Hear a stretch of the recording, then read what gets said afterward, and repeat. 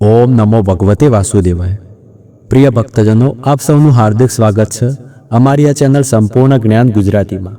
મિત્રો, આજે એક અત્યંત પવિત્ર અને પુણ્યપ્રદ દિવસ છે, પાપમોચની એકાદશી।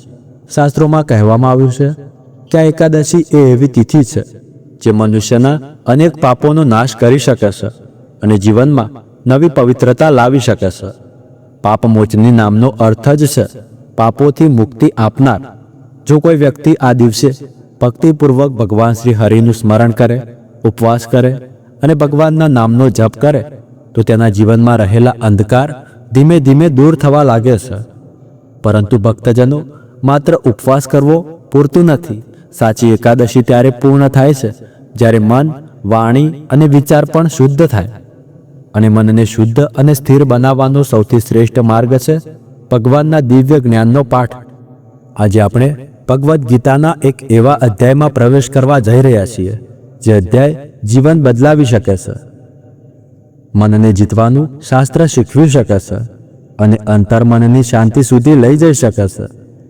તો આજે આપણે ભગવદ્ ગીતાના પવિત્ર અધ્યાય 6, જેનું નામ છે ધ્યાન યોગ, જેને શ્રી કૃષ્ણએ અર્જુનને ત્યારે સમજાવ્યો હતો જ્યારે અર્જુનનું મન સંશય, દુઃખ અને દ્વંદ્વોથી ઘેરાયેલું હતું। શ્રી કૃષ્ણે અહીં માત્ર યુદ્ધની વાત નથી કરી, પણ માનવ જીવનનું સૌથી મોટું યુદ્ધ, મનને જીતવાનું યુદ્ધ સમજાવ્યું છે। મિત્રો, આપણે સૌ જીવનમાં શાંતિ ઈચ્છીએ છીએ। કોઈને માનસિક તણાવ છે, કોઈને ભય, કોઈને ક્રોધ, કોઈને અતિરેપો, કોઈ ધ્યાન કરવાનો પ્રયત્ન કરે છે પણ થોડી ક્ષણે મન ભાગી જાય છે। કોઈ યોગના માર્ગ પર ચાલે છે પરંતુ તે અધવચ્ચે છૂટી જાય છે। આજના સમયમાં સૌનો એક જ પ્રશ્ન છે કે મારું મન શાંત કેમ નથી રહેતું? અને ભગવાન શ્રી કૃષ્ણ તે અંગે આ અધ્યાયમાં વિસ્તારથી સમજાવે છે। તે સમજાવે છે કે મનને કેવી રીતે વશ કરવું, કેવી રીતે સાધક પોતાના જીવનની સૌથી મોટી લડાઈ પોતાની સાથે જીતી શકે। આ અધ્યાય આપણને બતાવે છે કે સાચો યોગ માત્ર શરીરની ક્રિયા નથી, પરંતુ એ છે અંતર્મનની ગતિને રોકીને આત્માની સાથે એક થવું। સાચો સાધક એ નથી જે દુનિયા છોડે, પરંતુ એ છે જે દુનિયામાં રહીને પણ મનને જીતે। આજનો અધ્યાય સાંભળ્યા પછી તમને માત્ર ગીતા સમજાશે નહીં, પણ તમારી જાતનું મન પણ સમજાશે। તો ચાલો, તમારું મન થોડું શાંત રાખો, ગહન શ્વાસ લો અને પ્રવેશ કરીએ ભગવદ્ ગીતાના અધ્યાય 6માં। વિડીયો શરૂ કરતા પહેલાં મિત્રો, હું તમને એક રિક્વેસ્ટ કરું છું કે તમે વિડીયો જુઓ છો પણ વિડીયોને લાઇક કરતા નથી, તો હું તમારી પાસે ફક્ત એક લાઇકની આશા રાખું છું। તો મિત્રો, તમે ચાહો છો કે ભગવાન કૃષ્ણના આશીર્વાદ હંમેશા તમારા ઉપર બન્યા રહે અને તમારી બધી જ મનોકામના ભગવાન શ્રી કૃષ્ણ પૂર્ણ કરે, તો આ વિડીયોને અવશ્ય એક લાઇક કરી લેજો અને કોમેન્ટમાં જય શ્રી કૃષ્ણ લખી લેજો। તો ચાલો શરૂ કરીએ। જય શ્રી કૃષ્ણ। આ અધ્યાયમાં શ્રી કૃષ્ણ 5મા અધ્યાયમાં કરેલા કર્મયોગ અને કર્મ સંન્યાસ યોગનું તુલનાત્મક વર્ણન આગળ વધારે છે અને કર્મયોગની મહત્તા બતાવે છે। જ્યારે આપણે ભક્તિભાવથી કાર્ય કરીએ છીએ ત્યારે તે આપણા મનને શુદ્ધ કરે છે અને આપણા આધ્યાત્મિક અનુભવને વધુ ગહન બનાવે છે। પછી જ્યારે મન સ્થિર બની જાય છે ત્યારે ધ્યાન આધ્યાત્મિક ઉન્નતિનું મુખ્ય સાધન બની જાય છે। ધ્યાન દ્વારા યોગીઓ તેમના મન પર કાબૂ મેળવવાનો પ્રયત્ન કરે છે, કારણ કે અશાંત મન સૌથી મોટો દુશ્મન છે અને શાંત મન સૌથી મોટો મિત્ર છે। શ્રી કૃષ્ણ અર્જુનને કહે છે કે કઠોર તપસ્યાઓથી આધ્યાત્મિક માર્ગમાં સફળતા મળતી નથી અને તેથી વ્યક્તિએ પોતાના ભોજન, વ્યવહાર, આનંદ અને નિંદ્રાને સંતુલિત રાખવું જોઈએ। પછી તેઓ પરમાત્મા સાથે મન જોડવાનું સાધન સમજાવે છે। જેમ પવન રહિત સ્થાનમાં દીપકની જ્યોત હલતી નથી, તેમ સાધકને ધ્યાનમાં મનને સ્થિર રાખવું જરૂરી છે।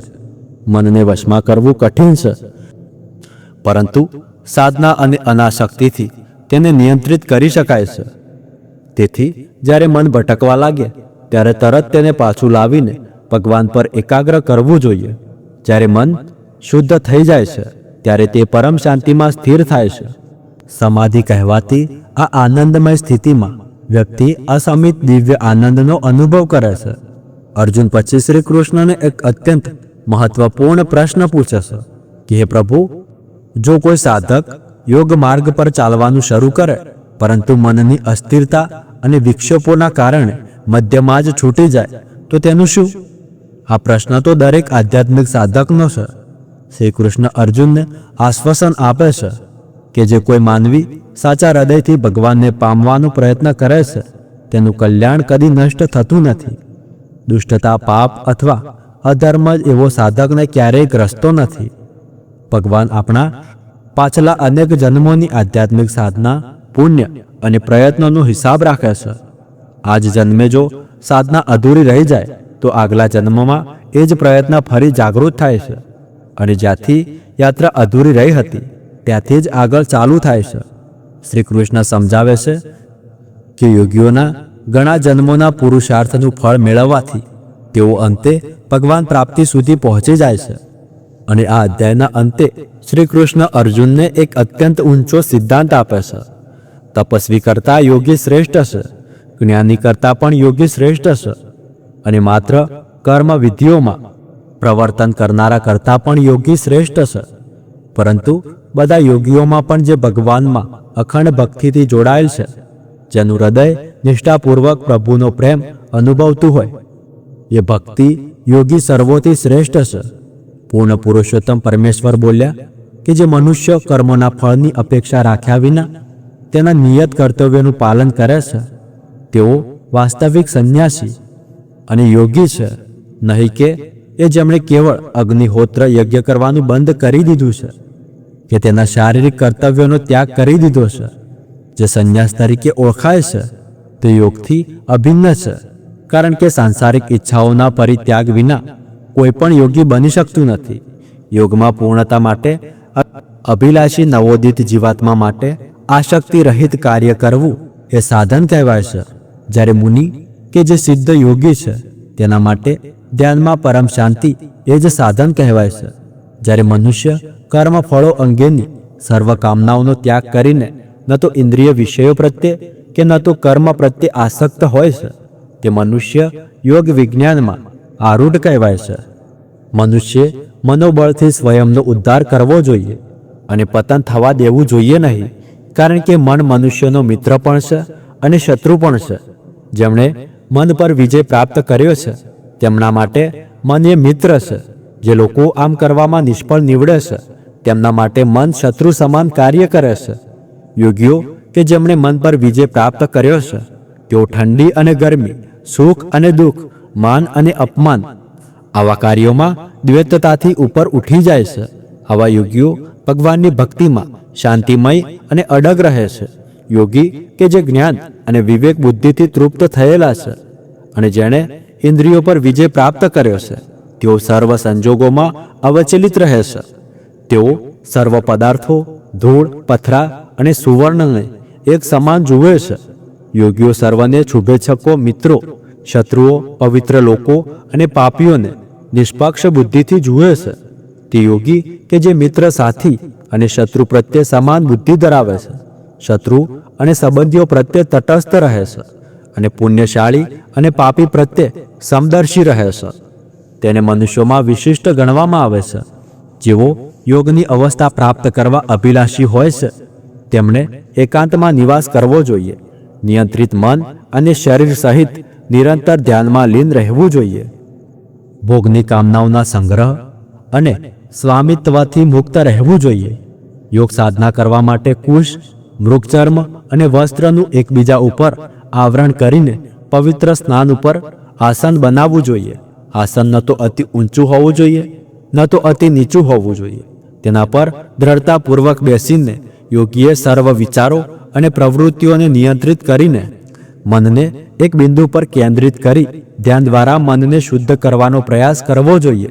તેને શરીર, ગરદન અને શિરને એક સીધી રેખામાં દ્રઢતાપૂર્વક સ્થિર કરીને આંખના હલનચલન વિના નાસિકામાં અગ્રભાગ ઉપર ત્રાટક કરવું જોઈએ. આ પ્રમાણે પ્રશાંત, ભયરહિત અને સ્થિર મનથી તથા બ્રહ્મચર્યમાં ચુસ્ત રહીને જાગૃત યોગીએ એકમાત્ર મને પરમ ધ્યેય માનીને મારું ધ્યાન કરવું જોઈએ. આ પ્રમાણે સદા મારામાં મનને લીન રાખીને સંયમિત મનોબળવાળા યોગી નિર્માણ પ્રાપ્ત કરે છે અને પરમ શાંતિ સાથે મારામાં સ્થિત થાય છે. હે અર્જુન, જે અતિશય ખાય છે અથવા અતિ અલ્પ ખાય છે, અતિ નિંદ્રા કરે છે કે અતિ અલ્પ નિંદ્રા કરે છે તે યોગમાં સફળતા પ્રાપ્ત કરતો નથી, પરંતુ જે લોકો આહાર લેવામાં અને આનંદ પ્રમોદ કરવામાં સંયમિત રહે છે, કાર્ય કરવામાં સંતુલિત રહે છે અને નિંદ્રામાં નિયમિત રહે છે, તે યોગીની સાધના દ્વારા સર્વ દુઃખોને નષ્ટ કરી શકે છે. પૂર્ણ અનુશાસન દ્વારા તેઓ તેમના મનને સ્વાર્થી લાલચાઓમાંથી હટાવવાનું શીખી લે છે અને તેને આત્માના સર્વોત્કૃષ્ટ કલ્યાણમાં તલ્લીન કરી દેશે. આવા મનુષ્યો યોગમાં સ્થિત કહેવાય છે અને તેઓ ઇન્દ્રિયોની સર્વ વાસનાઓથી મુક્ત હોય છે. જે પ્રમાણે વાયુ રહિત સ્થાનમાં દીપક અસ્થિર થતો નથી, તે જ પ્રમાણે યોગીનું અનુશાસિત મન આત્માના ધ્યાનમાં સ્થિર રહે છે. જ્યારે મન માયિક પ્રવૃત્તિઓથી દૂર રહીને યોગ સાધના દ્વારા સ્થિર થાય છે, ત્યારે યોગી વિશુદ્ધ મનથી આત્મત્વને જોઈ શકે છે અને તે આંતરિક આનંદને માણે છે. યોગીની તે આનંદમય અવસ્થા, જેને સમાધિ કહે છે, તેમાં યોગી પરમ અસીમ દિવ્ય આનંદની અનુભૂતિ કરે છે અને એ પ્રમાણે સ્થિત થઈને તે કદાપી અનાસત સત્યથી વિચલિત થતો નથી. આ અવસ્થા પ્રાપ્ત કરીને મનુષ્ય અન્ય કોઈ સિદ્ધિને મહાન ગણતો નથી. આ પ્રમાણે સ્થિત થયેલ મનુષ્ય મોટામાં મોટી આપત્તિઓમાં પણ વિચલિત થતો નથી. દુઃખના સંયોગના અભાવને યોગ કહે છે. આ યોગની દ્રઢતાપૂર્વક કૃત નિશ્ચય બની નિરાશાવાદથી મુક્ત રહીને સાધના થવી જોઈએ. સંસારના ચિંતનથી ઉદ્ભવતી સર્વ ઈચ્છાઓનો પૂર્ણ ત્યાગ કરીને વ્યક્તિએ મન દ્વારા ઇન્દ્રિયોને સર્વ બાજુથી સંયમિત કરવી જોઈએ. ધીરે ધીરે અને સ્થિરતાપૂર્વક, બુદ્ધિપૂર્વક, દ્રઢ પ્રીતિથી સાથે મન કેવળ ભગવાનમાં સ્થિર થઈ જશે અને અન્ય કોઈ પણ ચિંતન કરશે નહીં. ચંચળ અને અસ્થિર મન જ્યાં જ્યાં અને જ્યારે જ્યારે ભટકતું હોય ત્યારે ત્યાંથી અને ત્યારે વ્યક્તિએ તેને પાછું લાવીને ભગવાન પર નિરંતરિત કેન્દ્રિત કરવું જોઈએ. જે યોગનું મન શાંત છે, જેની કામનાઓ વશમાં છે, જે પાપ રહિત છે અને જે પ્રત્યેક વસ્તુને ભગવાનના અનુસાધનમાં જુએ છે, તેને સર્વોચ્ચ દિવ્ય આનંદની પ્રાપ્તિ થાય છે. આત્મા સંયમી યોગી આ પ્રમાણે સ્વનું ભગવાન સાથે જોડાણ કરીને માયાના વિકારોથી મુક્ત થાય છે અને પરમાત્મા સાથેના નિરંતર સાનિધ્યમાં પૂર્ણ આનંદની સર્વોચ્ચ અવસ્થા પ્રાપ્ત કરે છે. સાચા યોગીઓ તેમની ચેતનાનું ભગવાન સાથે જોડાણ કરીને સમાન દ્રષ્ટિથી ભગવાનમાં સર્વ પ્રાણીઓને અને સર્વ પ્રાણીઓમાં ભગવાનને જોવે છે. જેઓ મને સર્વત્ર અને મારામાં સર્વ પદાર્થોને જોવે છે, તેમનાથી હું કદાપી દૂર થતો નથી અને તેઓ પણ મારાથી કદાપી દૂર થતા નથી. જે યોગી મારી સાથેના જોડાણમાં સ્થિત થઈને સર્વ પ્રાણીઓમાં વિદ્યમાન પરમાત્મા તરીકે મને ભજે છે, તે સર્વ પ્રકારની પ્રવૃત્તિઓમાં વ્યસ્ત હોવા છતાં મારામાં સ્થિત રહે છે. હું તેમને પરમ સિદ્ધ યોગી માનું છું કે જેઓ સર્વ જીવંત પ્રાણીઓમાં વાસ્તવિક સમાનતાનું દર્શન કરે છે અને અન્યના સુખો અને દુઃખોને પોતાના ગણીને પ્રતિક્રિયા આપે છે. અર્જુને કહ્યું કે હે મધુસૂદન, આપે જે યોગ પ્રણાલીનું વર્ણન કર્યું છે તે અવ્યવહારુ અને અપ્રાપ્ય લાગે છે, કારણ કે મન ચંચળ છે. મન અતિ ચંચળ, ઉપદ્રવી, બળવાન અને દુરાગ્રાહી છે. હે કૃષ્ણ, મને તો તે વાયુને વશ કરવા કરતાં પણ અધિક દુષ્કર લાગે છે. શ્રી કૃષ્ણ બોલ્યા કે હે મહાબાહુ કુંતીપુત્ર, તું જે કહે છે તે સત્ય છે. મનને નિયંત્રિત કરવું વાસ્તવમાં અતિ કઠિન છે, પરંતુ અભ્યાસ અને વૈરાગ્ય દ્વારા તેને નિયંત્રિત કરી શકાય છે. જેનું મન નિર્કુંશ છે તેના માટે યોગની પ્રાપ્તિ કઠિન છે, પરંતુ જેણે મનને સંયમિત કરવાનું શીખી લીધું છે અને જે ઉચિત સાધનો દ્વારા નિષ્ઠાપૂર્વક પ્રયાસો કરે છે, તે યોગોમાં પૂર્ણતા પ્રાપ્ત કરી શકે છે. આ મારો અભિપ્રાય છે. અર્જુન આગળ કહે છે કે હે કૃષ્ણ, તે અસફળ યોગીની શી ગતિ થાય છે કે જે શ્રદ્ધાપૂર્વક આ માર્ગ પર ચાલવાનો આરંભ કરે છે, પરંતુ ચંચળ મનને કારણે પર્યાપ્ત પ્રયાસ કરી શકતો નથી અને આ જીવનમાં યોગના ધ્યેય સુધી પહોંચવામાં અસમર્થ રહે છે. હે મહાબાહુ કૃષ્ણ, શું યોગના માર્ગેથી ભ્રષ્ટ થયેલો મનુષ્ય આધ્યાત્મિક અને ભૌતિક બંને સફળતાઓથી વંચિત રહેતો નથી અને બંને લોકમાં સ્થાન પ્રાપ્ત કર્યા વિના છિન્ન ભિન્ન વાદળોની જેમ નષ્ટ થઈ જતો નથી? હે કૃષ્ણ, કૃપા કરીને મારા આ સંદેહનું પૂર્ણપણે નિવારણ કરો, કારણ કે આપના અતિરિક્ત અન્ય કોણ છે તે કરી શકે તેમ છે. ત્યારે પૂર્ણ પુરુષોત્તમ ભગવાન બોલ્યા કે હે પાર્થ, જેઓ આધ્યાત્મિક માર્ગનું અનુસરણ કરે છે તેમનો આ લોકમાં કે પરલોકમાં વિનાશ થતો નથી. મારા પ્રિય મિત્ર, જે ભગવત પ્રાપ્તિ માટે પ્રયાસ કરે છે તેની કદાપી અધોગતિ થતી નથી. અસફળ યોગી મૃત્યુ પશ્ચાત અસફળ યોગી પુણ્યશાળીઓના લોકમાં જાય છે. ત્યાં અનેક વર્ષો સુધી નિવાસ કરીને તેઓ પુનઃ પૃથ્વી પર પવિત્ર અને સમૃદ્ધ કુળમાં જન્મ લે છે. અથવા જો તેમનામાં અધિક યોગિક સાધનાના કારણે ઉદાસીનતાનો વિકાસ થયો હોય તો તેઓ દિવ્ય જ્ઞાનથી સંપન્ન કુળમાં જન્મ લે છે. આ જગતમાં આવો જન્મ પ્રાપ્ત કરવો અત્યંત દુર્લભ છે. હે કુરુપુત્ર, આવો જન્મ પામીને તેઓ તેમના પૂર્વજન્મમાં જ્ઞાનને પુનઃ જાગૃત કરે છે અને યોગમાં સિદ્ધિ પ્રાપ્ત કરવા માટે અધિક કઠિન પરિશ્રમ કરે છે. ખરેખર તેઓ તેમના પૂર્વજન્મોના આત્મસંયમના બળથી તેમની ઈચ્છાથી વિપરીત ભગવાન પ્રત્યે આકર્ષિત થાય છે. આવા જિજ્ઞાસુઓ શાસ્ત્રોના કર્મકાંડી સિદ્ધાંતોથી સ્વતઃ ઉપર ઉઠી જાય છે. જ્યારે આ યોગીઓ અનેક પૂર્વજન્મોની સંચિત પાત્રતા સાથે અધિક આધ્યાત્મિક પ્રગતિ માટે નિષ્ઠાપૂર્વકના પ્રયત્નોમાં વ્યસ્ત થાય છે, ત્યારે તેઓ સાંસારિક કામનાઓથી વિશુદ્ધ થઈ જાય છે અને આ જ જીવન દરમિયાન સિદ્ધિ પ્રાપ્ત કરી લે છે. યોગી તપસ્વી કરતાં શ્રેષ્ઠ હોય છે, જ્ઞાની કરતાં શ્રેષ્ઠ હોય છે અને કર્મી કરતાં પણ શ્રેષ્ઠ હોય છે. તેથી હે અર્જુન, તું યોગી બનવાનો પ્રયાસ કર. સર્વ યોગીઓમાં જેમનું મન નિત્ય મારામાં તલ્લીન રહે છે, જે પૂર્ણ શ્રદ્ધાથી મારી ભક્તિમાં પરાયણ રહે છે, તેમને હું સર્વશ્રેષ્ઠ માનું છું. તો મિત્રો, આ રીતે પૂરો થાય છે ભગવદ્ ગીતાનું અત્યંત પવિત્ર, અત્યંત ગહન અને જીવન બદલાવી નાખે એવો અધ્યાય 6, ધ્યાન યોગ. આ અધ્યાયમાં ભગવાન કૃષ્ણએ આપણને એક અત્યંત મહત્વની વાત સમજાવી કે દુનિયાનો સૌથી મોટો શત્રુ પણ મન છે અને સૌથી મોટો મિત્ર પણ મન છે. વાત માત્ર શત્રુ કે મિત્રની નથી, વાત છે મનને કઈ દિશામાં લઈ જઈએ છીએ એની. ભગવાને આજે આપણને શીખવ્યું કે ધ્યાન એ ભગવાનના લોકનો માર્ગ નથી, પણ પોતાની સાથે યુદ્ધ લડનાર વીરોનો માર્ગ છે. તો પ્રિય ભક્તજનો, આ રીતે આપણે ભગવદ્ ગીતાનો 6થો અધ્યાય ધ્યાન યોગનો પવિત્ર પાઠ સાંભળ્યો. આ અધ્યાય આપણને ખૂબ જ મહત્વપૂર્ણ સંદેશ આપે છે કે મનુષ્યનું મન તેના જીવનનો સૌથી મોટો શક્તિ સ્ત્રોત છે. જો મન ભટકતું રહે તો જીવનમાં અશાંતિ, દુઃખ અને ગૂંચવણ વધે છે. પરંતુ જો મનને ધ્યાન, સંયમ અને ભગવાનના સ્મરણથી સ્થિર કરવામાં આવે તો એ જ મન આપણને શાંતિ, સંતુલન અને આધ્યાત્મિક આનંદ તરફ લઈ જાય છે. ભગવાન શ્રી કૃષ્ણ આ અધ્યાયમાં આપણને શીખવે છે કે સાચો યોગી તે નથી જે માત્ર દુનિયાથી દૂર જંગલમાં રહે, પરંતુ તે છે જે પોતાના મનને જીતી છે અને પોતાના દરેક કાર્યમાં સમતા અને શાંતિ જાળવે છે. મનને નિયંત્રિત કરવું સહેલું નથી, પરંતુ નિયમિત સાધના, વૈરાગ્ય અને ભગવાન પર વિશ્વાસ દ્વારા તેને જીતવું શક્ય છે. આજે પાપમોચની એકાદશીના આ પવિત્ર દિવસે આપણે આ દિવ્ય ઉપદેશોને સાંભળ્યા છે.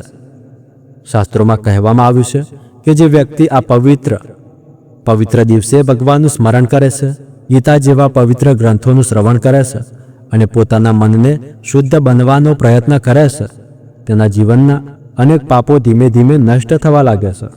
તો ભક્તજનો, આવો આપણે પ્રયત્ન કરીએ કે ગીતાના આ ઉપદેશો માત્ર સાંભળવામાં જ ન રહે, પરંતુ આપણા જીવનનો એક ભાગ બને. જો આપણે રોજ થોડો સમય ભગવાનના સ્મરણ, ધ્યાન અને સારા વિચારોમાં કાઢીએ તો આપણા જીવનમાં શાંતિ, સંતુલન અને સકારાત્મકતા અવશ્ય આવશે. ભગવાન શ્રી કૃષ્ણની કૃપા આપના જીવન પર હંમેશા વરસતી રહે. તમારા મનમાં શાંતિ અને ભક્તિનો પ્રકાશ ક્યારે ઓછો ન થાય એવી પ્રાર્થના સાથે આજનો આ પવિત્ર પાઠ અહીં પૂર્ણ કરીએ છીએ. તો મિત્રો, તમને આ અધ્યાય કેવો લાગ્યો કોમેન્ટ કરીને જણાવજો. જો તમારો કોઈ પ્રશ્ન હોય તો પણ તમે નીચે કોમેન્ટ બોક્સમાં લખી શકો છો. તેનો ઉત્તર આપવાની જરૂર કોશિશ કરીશું. જો તમને આ વિડીયો પસંદ આવ્યો હોય તો આ વિડીયોને એક લાઈક કરી લેજો. અને જો તમે પાપમોચની એકાદશીની વ્રત કથા સાંભળવા માંગતા હોય તો તેનો વિડીયો પણ અમારી ચેનલ પર અપલોડ છે, તો તે પણ સાંભળી શકો છો. અને મિત્રો, આવા જ દરેક વ્રત, તહેવાર વિશે માહિતીના વિડીયો અમે તમારા માટે લાવતા હોઈએ છીએ. તેથી અમારી સાથે હંમેશા જોડાયેલા રહેજો. તમારી પોતાની ચેનલ સંપૂર્ણ જ્ઞાન ગુજરાતીને સબસ્ક્રાઇબ કરી લેજો, જેથી આવા અવનવા જ્યારે અમે વિડીયો આપીએ ત્યારે તમને સમયસર નોટિફિકેશન મળી રહે. તો મિત્રો, આ વિડીયોના કોમેન્ટ બોક્સમાં જય શ્રી કૃષ્ણ લખવાનું ભૂલતા નહીં. તો મળીએ આગળના વિડીયોમાં. ત્યાર સુધી ધન્યવાદ. રાધે રાધે.